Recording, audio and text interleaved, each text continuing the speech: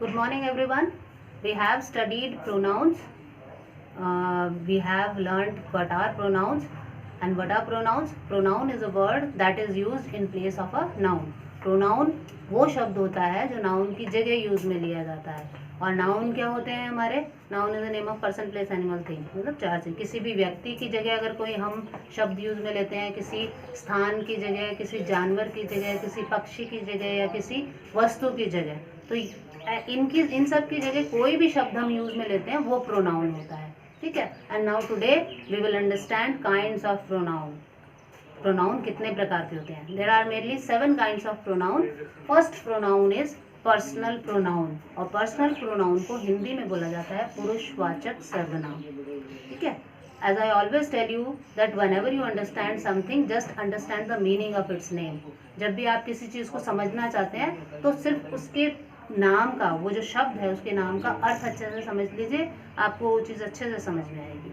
जैसे यहाँ पर है पर्सनल प्रोनाउन, इसको बोलते हैं पुरुषवाचक सर्वनाम. अब पर्सनल मीन्स होता है व्यक्तिगत, पुरुष मीन्स व्यक्ति से संबंधित है. तो वो सर्वनाम, वो प्रोनाउन जो हम किसी व्यक्ति के लिए यूज में लेते हैं वो पर्सनल प्रोनाउन में आएंगे. फॉर एग्जाम्पल कैसे आएंगे? ही इज माई फ्रेंड, वह मेरा दोस्त है. अब वह कौन है? दोस्त है, तो वो कोई व्यक्ति होगा और उसके लिए हमने कौन सा शब्द यूज लिया है? वह, ये ही. और ये ही क्या हुआ? प्रोनाउन हुआ. किसी व्यक्ति की जगह यूज में ले रहे हैं तो ये एक प्रोनाउन है. And if you have to tell the kind of pronoun, write the kind of pronoun, you will write personal pronoun. आप उसको लिखेंगे ये पर्सनल प्रोनाउन है क्योंकि ये व्यक्ति की जगह यूज में लिया जाता है.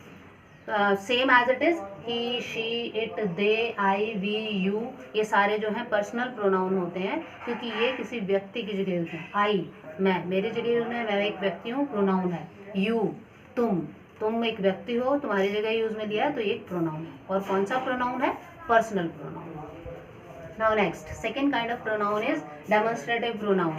Demonstrative pronoun संकेत वाचक सर्वनाम. नाम से क्लियर है कि ये किसी की तरफ संकेत करके बोला जाता है ना.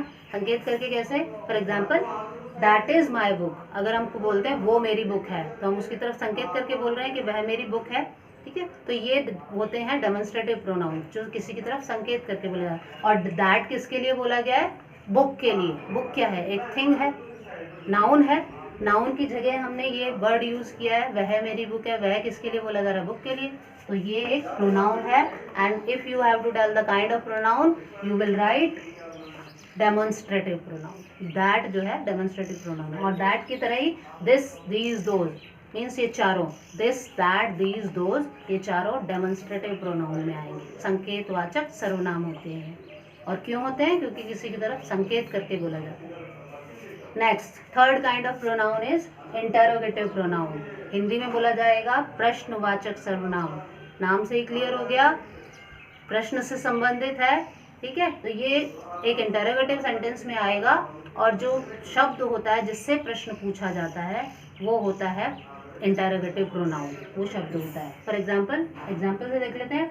विच इज योर पेन, तुम्हारा पेन कौन सा है. तो ये एक इंटरोगेटिव सेंटेंस है और इसमें क्वेश्चन किससे पूछा जा रहा है? कौन सा शब्द है? विच इज योर पेन, कौन सा पेन तुम्हारा है. तो ये विच जो है प्रोनाउन है और प्रोनाउन में भी इंटरोगेटिव प्रोनाउन है क्योंकि कुछ पूछा जा रहा है. Same as it is, which की तरह ही who, which, when, whose, whom, where, why, सारे इंटरोगेटिव प्रोनाउंस हैं हमारे. क्लियर. नेक्स्ट आगे करते हैं. Next pronoun is relative pronoun. और रिलेटिव प्रोनाउन को हिंदी में बोला जाता है संबंधवाचक सर्वनाम. इसके नाम से ही क्लियर होगा कि ये किसी दो चीज़ों का संबंध बताता है, रिलेशन शो करता है. और रिलेशन कैसे शो करता है? एग्जाम्पल से देखते हैं. The boy home you teach is good. मतलब वो लड़का जिसको तुम पढ़ाते हो अच्छा है. जिसको, वो लड़का जिसको. तो जिसको जो आया, ये होम जो आया है, ये प्रोनाउन है. इसको हम रिलेटिव प्रोनाउन बोलेंगे क्योंकि इसने बच्चे और टीचर का, टीचर के बारे में बोल रहे हैं कि आप जिस बच्चे को पढ़ाते हैं वह अच्छा है. तो ये जो है बॉय, इसके बारे में बता रहा है, लड़के के बारे में बता रहा है. और ये जो रिलेटिव प्रोनाउन होते हैं ये हमेशा नाउन के बाद में है. जिसके बारे में ये रिलेटिव प्रोनाउन यूज हुआ है जिस व्यक्ति के लिए जस्ट उसके बाद में आते हैं। जैसे बॉय है, वह लड़का जिसको, है ना, तो लड़के के लिए यूज हुआ है तो जस्ट इसके बाद में आया है। और होम जो है वो इंटेरोगेटिव प्रोनाउन भी होता है, क्लियर। बट रिलेटिव प्रोनाउन में आया है और इंटेरोगेटिव प्रोनाउन में, उनमें डिफरेंस क्या है कि एज अ रिलेटिव प्रोनाउन ये किस दो का संबंध शो कर रहा होता है, और इंटेरोगेटिव सेंटेंस में ये सेंटेंस के स्टार्ट में आता है, और इंटेरोगेटिव सेंटेंस होता है वो प्रश्नवाचक जो वाक्य होगा उसमें आएगा, तब तो वो इंटेरोगेटिव प्रोनाउन है। अदरवाइज सेंटेंस के बीच में आ रहा है और नाउन के जस्ट बाद में आ रहा है, जिस नाउन के लिए उसके यूज किया गया है, तो यहाँ पर ये एक रिलेटिव प्रोनाउन है, ये इंटेरोगेटिव प्रोनाउन नहीं है, clear. The boy home you teach is good, वह लड़का जिसको तुम पढ़ाते हो अच्छा है।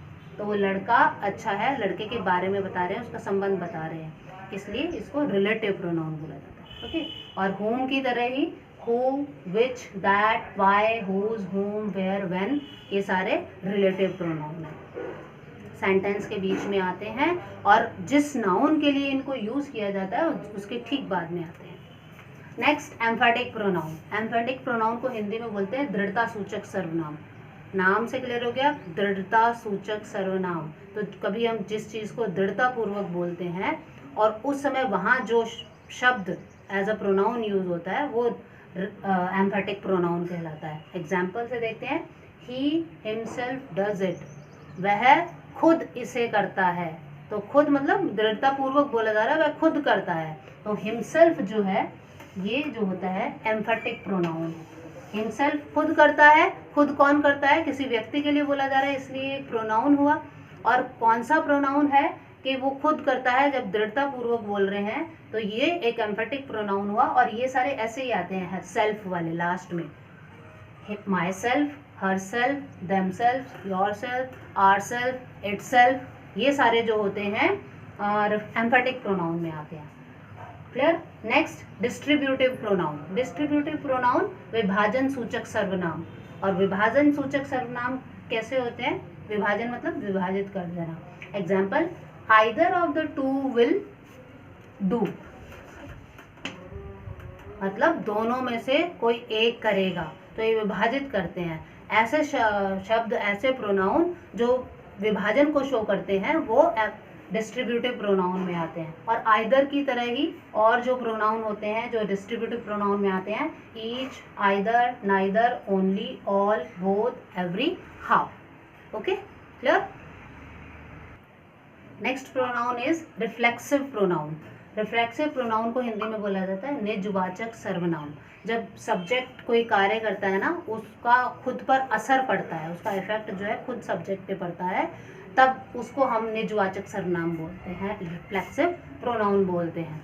For example, he does it himself, वह इसको अपने आप करेगा, ठीक है, अब करता है, सॉरी, वह इसे अपने आप करता है। अब हमने जो एम्फेटिक प्रोनाउन पढ़ा था उसमें भी ऑलमोस्ट सेम एग्जाम्पल था, वो हमने पढ़ा था ही हिमसेल्फ डज इट, है ना। और एम्फेटिक प्रोनाउन होता है किसी चीज़ को जब हम दृढ़ता से बोलते हैं, वहाँ पर जो प्रोनाउन यूज होता है तब हम उसको एम्फेटिक प्रोनाउन बोलते हैं। जब ये हमारा हिमसेल्फ, हर सेल्फ, ये जो प्रोनाउन होता है सब्जेक्ट के जस्ट बाद में आ रहा होता है, तब वो एम्फेटिक प्रोनाउन होता है, क्योंकि वहाँ पर दृढ़ता शो कर रहा है वो कि मैं यह खुद करता, वह यह खुद करता है, तो वो दृढ़ता को शो करता है जब ये सब्जेक्ट के जस्ट बाद में आ रहा होता है, वो एम्फेटिक प्रोनाउन होता है। और जब ये हमारा रिफ्लेक्सिव प्रोनाउन लास्ट में आ रहा होता है तब ये रिफ्लेक्सिव प्रोनाउन है। मतलब ये हिमसेल्फ अगर लास्ट में आएगा तो ये रिफ्लेक्सिव प्रोनाउन है, और अगर ये हिमसेल्फ जस्ट सब्जेक्ट के बाद में आ रहा है तो ये एम्फेटिक प्रोनाउन है,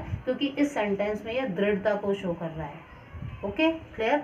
I hope the difference is clear and all of you got all the pronouns. Revise the pronouns. Enough for today.